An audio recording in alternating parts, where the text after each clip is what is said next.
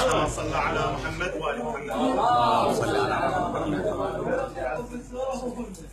تم انتقالنا من مدينة الكاظمية المقدسة مع وفد من آل زيرج والسادة المحترمين زيارة ديوان قبيلة العبيد في مدينة العظمية مدينة النعمان بحضور الشيخ أبو رحاب الشيخ صلاح عبد الوهاب العبيدي المحترم، وذلك لوجود مشكلة عشائرية بين عشيرة العبيد مع عشيرة آل زيرج، وتم الحمد لله والشكر وبعون الناس الخيرة من السادة أبو فهد والآخرين والشيخ صلاح والشيخ علي وشوايد علي الشوايد آل زيرج وكلهم احترام، وتم المصالحة والتراضي بحضور الشيخ صلاح. ومن هذا المضيف المعمور الشيخ صلاح العبيدي العظمية يتفضل الشيخ صلاح يقدم شكر وتقدير لآل زيرج وقدومهم من مدينة الصدر ومناطق الأخرى من مدينة الشعب وغيرها. وشكرا. بسم الله الرحمن الرحيم، والصلاة والسلام على سيدنا محمد وعلى آله وصحبه وسلم.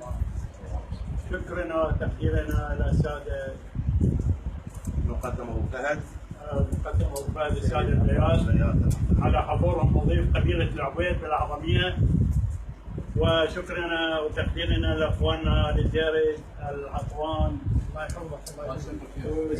وشيوخنا الجلاء الشيخ علي العطواني والشيخ ابو علي العطواني والشيخ ابو علي العطواني وكل العطوان الموجودين عندنا هنا بهذا المضيف وكل مكان موجودين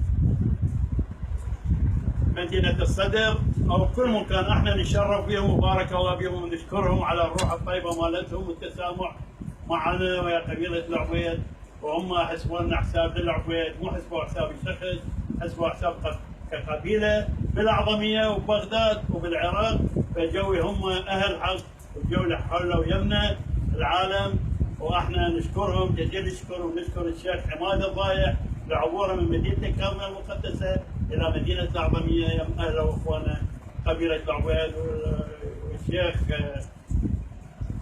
ابو حيدر العبيدي وكافه شيوخنا الموجودين العبيد عمامنا، وحياكم الله واهلا وسهلا بكم في مضيف الأعظمية، مضيف كل القبائل والعشائر، هذا مضيف والحمد لله والشكر الله سبحانه وتعالى.